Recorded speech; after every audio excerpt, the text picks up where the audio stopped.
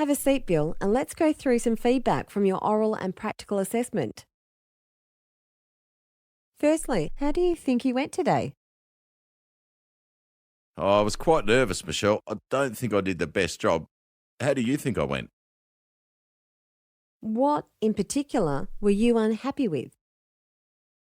Well, I think I did okay in the oral assessment, but I don't think I followed the right steps in the practical assessment. I was quite nervous and was rushing. Then I forgot some of the steps. That's okay, Bill. You tried your best today.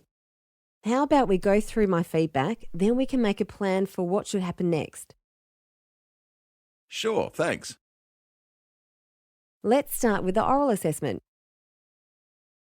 There were 6 questions in total, all of which you answered correctly. Nice job. You would have noticed that I asked you question number 1 twice.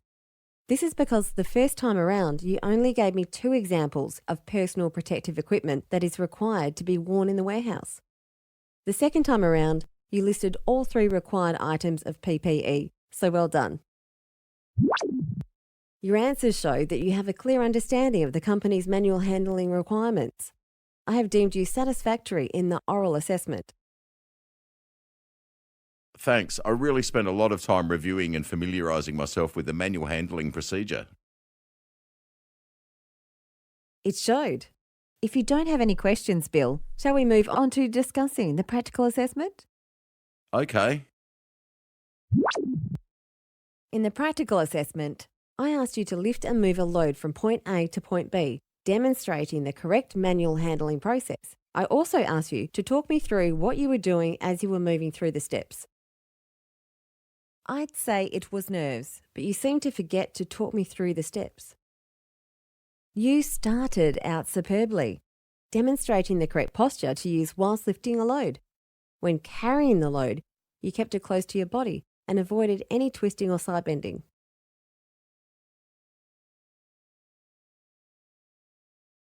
Where you came a little unstuck was lowering the load.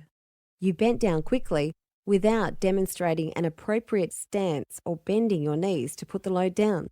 I'm concerned that if you do this in the future, you may injure yourself. Talk me through this. How did it feel for you?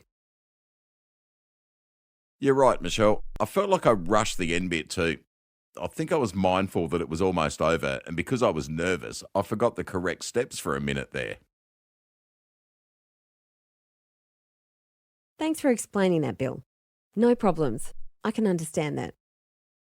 Because of the last part of your demonstration, I have deemed you not yet satisfactory today in the practical assessment. As you need to achieve a satisfactory result in both parts of the assessment, at this stage you are not yet competent. However, you will have the chance to be reassessed at a later date. Do you have any questions about my assessment decision? Or would you like to appeal the decision? Thanks, Michelle. Obviously, I'm disappointed, but I understand why you've made that decision. What I think we should do next is organise for you to have some more practice with your lifting technique so that you can get more comfortable with this before being reassessed. Then, once you feel ready, we can make a time for you to undertake the practical assessment again. How does that sound? That sounds great, thanks. I'm glad I'll get another chance. Thanks for your support. Do you think I could do some more practice this afternoon, then be reassessed after that? Yes, that should be no problem at all. I've got some time this afternoon. How about you come in and see me at 3:30 p.m? That would be great. Thanks, Michelle. See you then.